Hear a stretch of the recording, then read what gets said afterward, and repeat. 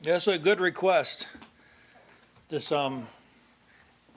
rich man comes to Jesus and actually, he's not expecting to hear the things that Jesus says to him. Yeah. This is not what the reply that he was looking for. You can tell this because of his first answer. Jesus tells him something at first. I've been doing this. I know what I really know what needs to be done already. But Jesus gives him one more thing. Just one thing. And I thought about this as Brother Tony was ministering. This, you can trust Jesus to always find that one thing. That one thing that he didn't know it. All the implications are there that if he would have known this, perhaps he would have had an opportunity. But when he was confronted with it, this was the thing that was standing in the way. And that's the same thing with anyone who has something in the way. Jesus will expose it. And now really where the test begins now. Doesn't really make any difference what happened yesterday. The test is now. Now that it's been exposed. Now that you know that this is standing in the way. Well, now the test begins. Now what are you going to do with it? Do you love Jesus as much as you thought you loved Jesus? Do you want to know God as much as you thought you want? He really believed he wanted eternal life. But now when possessions was weighed up against eternal life, you see what won. Of course, this is the way flesh is, isn't it? It's just a commentary on flesh. Flesh will always default to what they have in their hand rather than what they have a promise. A promise, you don't have a promise in your hand. You have it in your heart. You have it by faith. Now, he's asked us to give up everything that men hold dear to them. Everything. Jesus, didn't he make this a requirement just to be his disciple? Unless a man forsake all and follow me, he cannot be my disciple. So it is really a question of what do we think about it? What does Jesus think about it? Jesus doesn't allow us to keep anything. There isn't anything that's worth keeping. See, this is, if you can see it rightly, the flesh can't see it rightly. We know that. But Jesus can be trusted to see it rightly. That's why God's put him where he's put him. As the intercessor, come to Jesus and he'll expose that one thing. I really appreciated this Jesus' reply. He says, it is easier. In other words, he's getting ready to say something that's impossible with men. It's impossible for what Jesus is getting ready to say is impossible. For a camel to go through an eye of a needle than for a rich man to enter into the kingdom of heaven. Now, if you look back there, compared to their standards, we are all rich.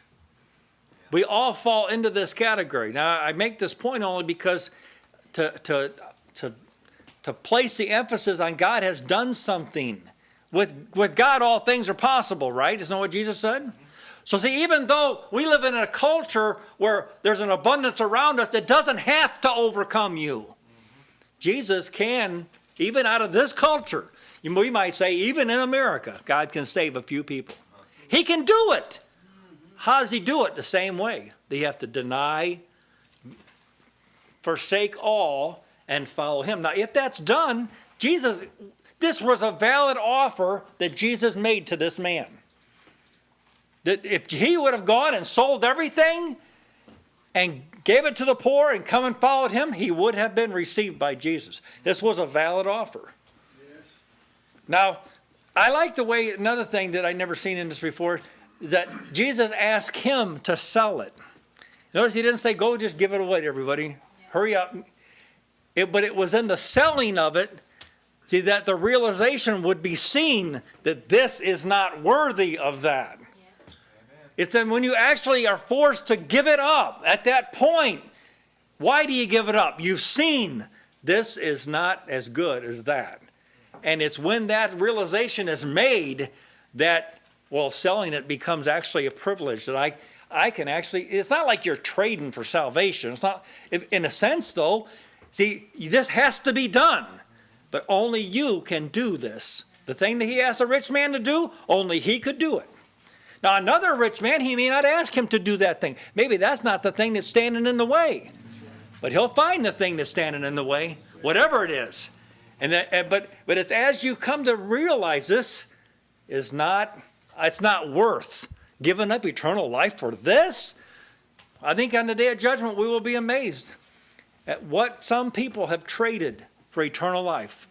It seems so insignificant, and yet it was the very thing that stood in the way.